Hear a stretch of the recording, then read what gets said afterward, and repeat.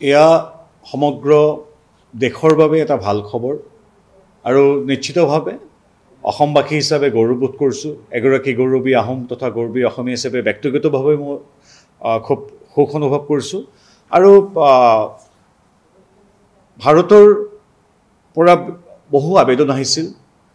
আমাৰ চৰাইদেউৰ দৰেই হাজাৰ বছৰ প্ৰাচীন বহু ঐতিহাসিক ক্ষেত্ৰই প্ৰতিখন ৰাজ্যৰ পৰা আবেদন জনাইছিল আৰু আমি সকলোৱে জানো যে এই সকলো আবেদনৰ পৰা ৰাষ্ট্ৰৰ হৈ চৰকাৰে মাত্ৰ এখন আবেদনে প্ৰেৰণ কৰে আৰু ইমানবিলাক প্ৰতিযোগিতাৰ পিছতো ইমানবিলাক যোগ্য আবেদন অহাৰ পিছতো প্ৰতিখন ৰাজ্যৰ পৰা যোগ্য আবেদন আহিছিল হাজাৰ বছৰে 1200 বছৰে তাতোকৈ প্ৰাচীন ঐতিহ্য ক্ষেত্ৰবিলাকৰ এক সুন্দৰ সুন্দৰ আবেদন আহিছিল যদিও আমাৰ মুখ্যমন্ত্ৰীৰ আহ্বানত ডক্টৰ হিমন্ত বিশ্ব শৰ্মাদেৱৰ আহ্বানত আমাৰ দেশৰ মাননীয় প্ৰধানমন্ত্ৰী নৰেন্দ্ৰ মোদীয়ে অসমৰ আবেদনখন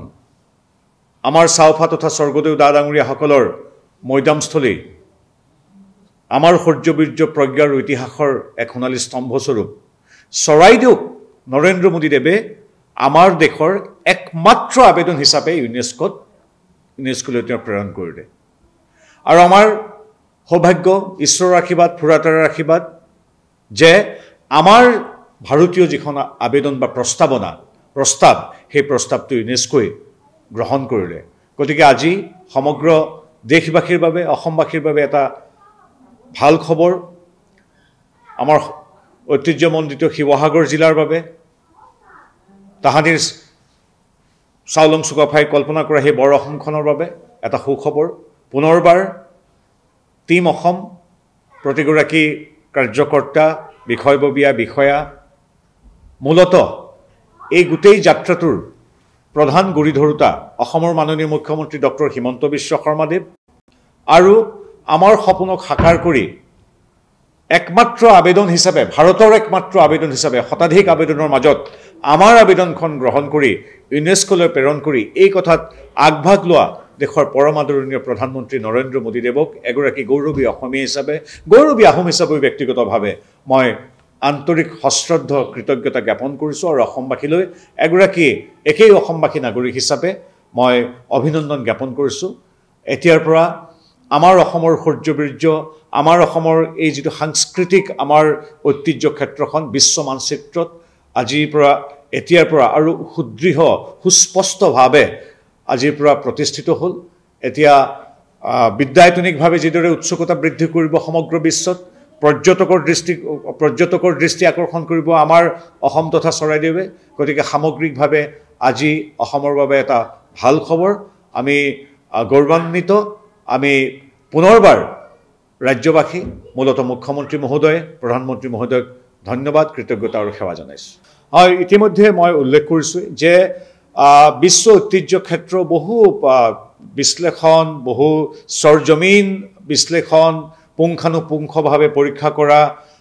বিভিন্ন যুক্তিযুক্ততা পৰীক্ষা কৰা ইত্যাদিৰ পিছত বহু তেওঁলোকৰ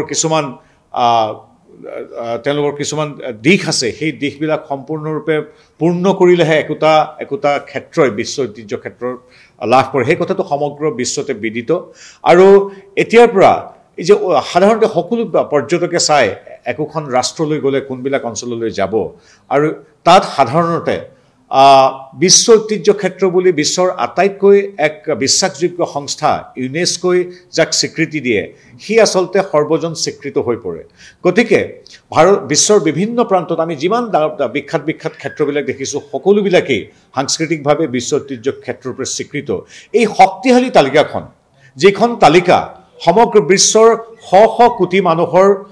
মাজত উপলব্ধ সেই শক্তিশালী তালিকাত এতিয়াৰ পৰা আমাৰ ভাৰতৰ এক নতুন নাম অসমৰ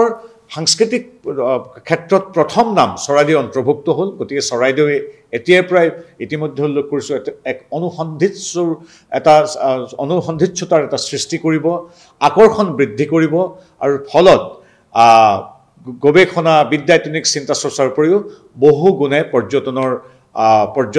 পৰ্যটকৰ সংখ্যা বাঢ়িব লগতে এইটো কথা স্পষ্ট চৰাইদেউ বুলি কোৱাৰ লগে লগে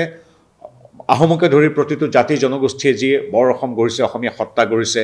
সেই প্ৰতিটো জাতি জনগোষ্ঠী অসমৰ ইতিহাসৰ সোণালী পৃষ্ঠাবিলাক এতিয়া বিদেশৰ দেশ বিদেশৰ লোকে পঢ়িব, জানিব, শ্ৰদ্ধাত তেওঁলোকৰ নিশ্চিতভাৱে আমাৰ প্ৰতি আকৰ্ষণ বৃদ্ধি পাব। গতিকে এটা সামগ্ৰিকভাৱে আজি এটা ডাঙৰ প্ৰাপ্তি। সেইকাৰণেই আমি ঈশ্বৰক ধন্যবাদ জনাইছোঁ, প্ৰকৃতিক ধন্যবাদ জনাইছোঁ, ফুৰাতাৰাক ধন্যবাদ জনাইছোঁ যে আমাৰ এই সপোন আজি সাৰ্থক হ'ল। আৰু এইখিনিত নিজৰ যোগ্যতাৰ বলত চৰাইদেউ পাইছে, কিন্তু এনেধৰণৰ যোগ্য পাবলগীয়া আৰু বহু ক্ষেত্ৰ আছে, তেওঁলোকেও ভৱিষ্যতে পাব। কিন্তু পুনৰবাৰ দোহাৰিছোঁ যে ইমানবিলাক ক্ষেত্ৰৰ মাজতো নৰেন্দ্ৰ মোদীদেৱে ডক্টৰ হিমন্ত বিশ্ব শৰ্মাদেৱৰ আহ্বানত ভাৰতৰ একমাত্ৰ প্ৰস্তাৱ বা আহ্বান হিচাপে আবেদন হিচাপে আমাৰ অসমৰখন যে দিলে, আৰু বহুত যোগ্য আছিলে এনেকৈ গোটেই দেশখনত হাজাৰ বছৰীয়া পৰম্পৰা বা ইতিহাস সমৃদ্ধ, সেই সকলোবিলাকৰ ভিতৰত অসমৰ আবেদনখন ভাৰত চৰকাৰে, মোদীদেৱৰ নেতৃত্বাধীন ভাৰত চৰকাৰে যে প্ৰেৰণ কৰিলে, এগৰাকী অসমীয়া হিচাপে মই অন্তৰতম কোণৰ পৰা শ্ৰদ্ধা জনাইছোঁ, কৃতজ্ঞতা জনাইছোঁ।